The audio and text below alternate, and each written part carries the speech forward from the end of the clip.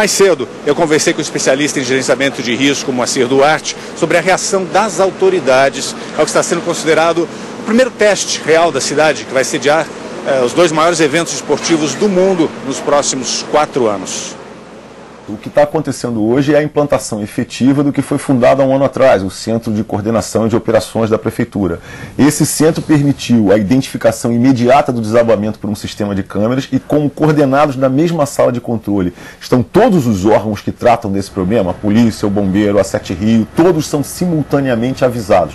A partir daí, o centro faz a estratégia e cada um já chama o seu contingente, a polícia chama a polícia, o bombeiro, com uma instrução específica. O protocolo foi muito coerente, a gente percebeu a intervenção no trânsito imediata, o isolamento para prevenir que pessoas mais se ferissem, a chegada das máquinas para imediatamente dar suporte à remoção do material pesado, e esse contexto de isolamento e prevenção permite às equipes especializadas do bombeiro e da Defesa Civil fazerem muito bem o seu trabalho. Eu diria que essa é uma obra fundamental para uma cidade desse porte, que nos próximos 15 anos vai ser cada vez mais decisivo. Agora, isso está em funcionamento no Rio de Janeiro, já está sendo implantado em outros lugares? Existem centros de coordenação de emergência sendo implantados em outras grandes cidades do Brasil. São Paulo, por exemplo, está fazendo o seu centro. O Rio está construindo um centro de natureza estadual. Esse foi o primeiro grande teste? Eu diria que sim. Na prática, já tivemos exercícios simulados, nos preparamos para a ação de chuva, né, há algum tempo atrás, mas esse foi o primeiro teste em condição real da operação.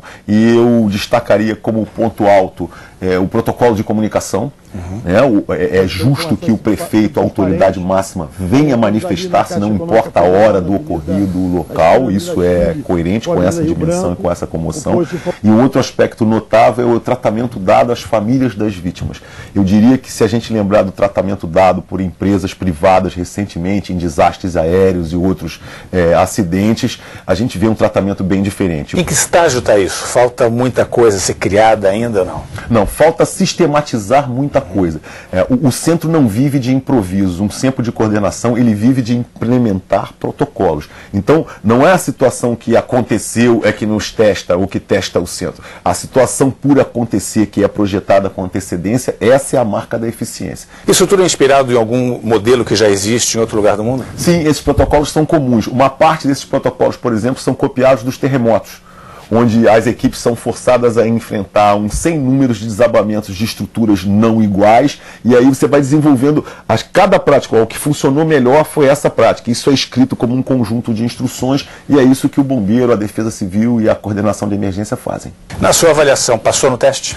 Passou no teste, eu diria, com louvor, e considerando o tempo que ainda tem para evoluir, eu acho que a gente vai chegar aos nossos desafios, que são os grandes eventos da cidade, com uma boa qualidade nesse tipo de serviço.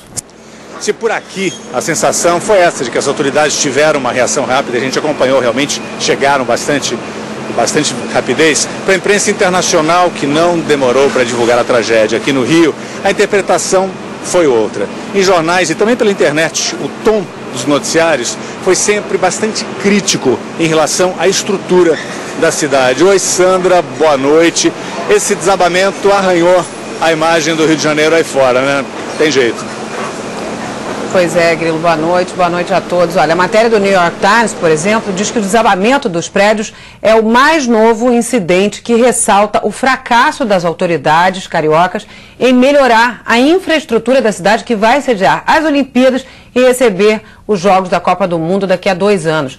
O texto diz que a cidade do Rio de Janeiro tem dificuldade de resolver problemas de infraestrutura e cita outros exemplos, como a explosão de um restaurante no centro da cidade alguns meses atrás, no qual 3 pessoas morreram, e diz também, bom, nesse caso foi um vazamento de gás, né? Cita ainda a explosão de vários bueiros pela cidade e deslizamento de terra em favelas, no caso uma combinação de chuva forte e desmatamento nas encostas.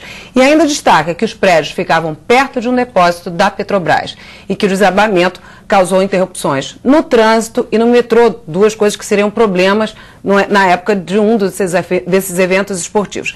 A rede de TV CNN também diz que é um momento delicado para o Rio porque a cidade se prepara para as Olimpíadas e para a Copa. E lembra que o desabamento foi próximo ao Teatro Municipal, onde o presidente Barack Obama discursou quando esteve no Rio no ano passado.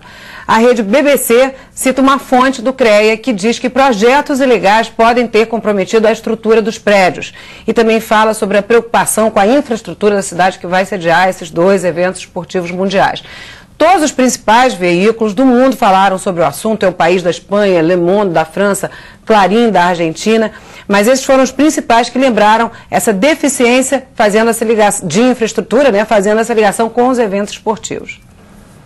Agora, Sandra, como fazem as autoridades aí em Nova York para vistoriar todos os prédios da cidade, evitar acidentes como esse que aconteceu no Rio de Janeiro? Pois é, Mariana, a Prefeitura de Nova York inspeciona os prédios daqui a cada 5 anos. Mas o acidente no ano passado mostrou que o sistema daqui também tem falhas. Um homem despencou da varanda de um prédio no Brooklyn e morreu no mês de maio. Os inspetores da Prefeitura descobriram que pelo menos 800 prédios da cidade estavam com as inspeções atrasadas. Alguns já não recebiam a visita dos técnicos há 10 anos. Eles fizeram um mutirão para tentar zerar esse atraso, conseguiram zerar e visitar todos os prédios que estivessem em situação irregular. Aplicaram multas no valor de $11 mil, quase R$20 mil, a quem estava com a documentação em atraso. E lacraram todas as varandas que consideraram em mau estado de conservação. Os moradores ficaram proibidos de sair na varanda até que elas fossem consertadas.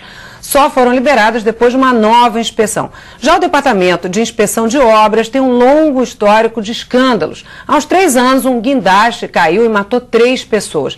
Em maio do ano passado, teve um acidente parecido, outro guindaste, mas dessa vez sem vítimas, porque foi durante a noite, bem perto aqui do escritório, no sul de Manhattan. Foi criado até um serviço gratuito para denunciar irregularidades, que nem o nosso diz que denuncia, só que apenas para as obras da cidade.